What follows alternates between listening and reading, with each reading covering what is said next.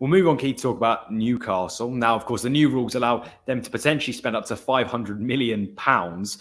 What are your thoughts? And could we see a record transfer budget going into the summer for a club?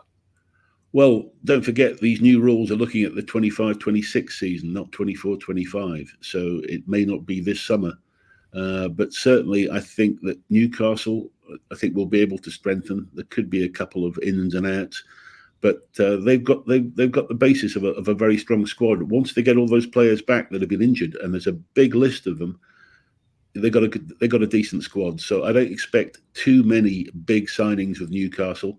The season after, as you say, when there is some money available, maybe that's when we'll start to see it. So they'd hope to push on, next season and get ready to, a bit like Villa, get ready to possibly make a challenge again. So I think 25-26 is going to be a great season. It's going to be an exciting one. And, owners will be allowed to invest more, which is what I've always been arguing for, that if you own a club, you should be able to invest money, provided you're not saddling the club with debt. Then I think it could become an even, more spectacular season, because I think there could be possibly up to 10 clubs genuinely challenging for the top four. I mean, you spoke about Aston Villa becoming a powerhouse in the very near future.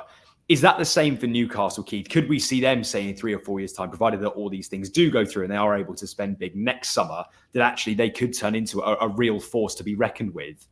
Definitely. I think Newcastle is one of those that will definitely be up there challenging. And it's going to be interesting to see what Liverpool do. With the change of manager, with Arne Slot coming in, a lot of disquiet apparently in the squad right now. So we have to see, will they drop out of the top four? There are 1 or 2 clubs that may just be looking. What happens with Man City if something happens with these charges?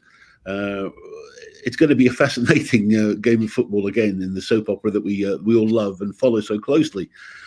So there's a few twists and turns yet, but certainly Villa, Newcastle, definitely are clubs that I can see pushing forward. We know, Keith, that revenue could play a factor as well. We discussed in previous weeks about their new stadium and what that might look like, whether they redevelop St James's Park or move elsewhere. Given that this news as well, could actually the stadium talks be fast-tracked? Could we see a St James's Park redevelopment happen within the next, say, 6 months to a year? I think so. I think that's definitely going to be the case if these new rules are applied and they see some spending room and some headroom to do that. Then I think they'd want to try and move forward. One thing we've got to look at these new rules, though, is that they're based on TV money only, and it isn't around the other merchandise and other commercial revenue streams. So that's the way that the anchoring is working. However, it does become pertinent in terms of UEFA competitions, where it's those commercial revenues are looked at. So I think Newcastle can see a way forward. I can see that we all know that they've got owners with potentially deep pockets in the PIF, and so again they're poised. And it does seem the rules are now being changed, I think, quite properly to allow investment in their assets. So it's going to be an exciting time, and it's going to be who's got the best scouting, who's got the best director of football, who's going to get the right plan together, and who's got the right manager to produce it on the pitch. Unlike some who think money can spoil the game, I think this actually may become a very exciting period of the Premier League. I mean, there was a banner at St James's Park on the weekend of both Bruno and Joe Linton, 2 of their stars. Now, saying that, Keith, would we expect them, in a similar way to Villa, would we expect them to buy into the Eddie Howe PIF project as well? Or actually, are we still expecting some sales going into the summer? No, I think they bought into it. I think Eddie Howe's done a superb job in terms of man management up there. And I say it's been the injuries, to me, has been his biggest issue. So I would expect a bit, some stability for next season, with a few ins and outs, but nothing too much. And then going forward, I think they're going to be poised for a big year, the one after. And we know Alexander Isak might be in line for a new bumper deal, Keith. No doubt he's one of the best forwards in the Premier League. What would you say his valuation is? And actually, could we see him on potentially the biggest contract at Newcastle, given the importance he has in that team? I'm a big admirer of Isak. I think he's a high-quality finisher.